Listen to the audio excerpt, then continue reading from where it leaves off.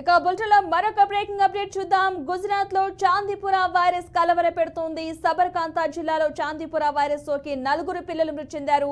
మరో 2 చిన్నారులు ప్రస్తుతం చికిత్స అయితే పొందుతున్నారు. హిమత్ నగర్ జిల్లా కేంద్రంలోని సివిల్ ఆసుపత్రిలో చిన్నారులకు చికిత్స జరుగుతోంది.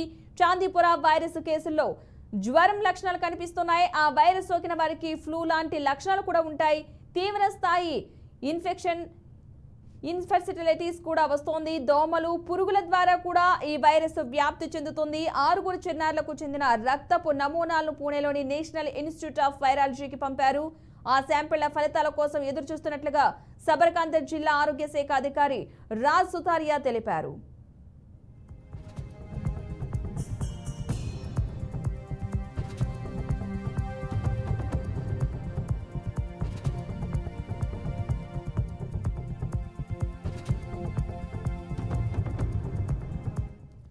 జూలై 10వ తేదీన 4 చిన్నారులు చాందీపుర వైరస్ సోకి మృతి చెందినట్లు తొలుత హిమాయత్ నగర్ ఆసుపత్రి పీడియాట్రిక్ డాక్టర్లు అనుమానాలు వ్యక్తం చేశారు. అయితే ఆ పిల్లల లక్షణాలే మరో 2లో గమనించినట్లుగా చెప్పారు.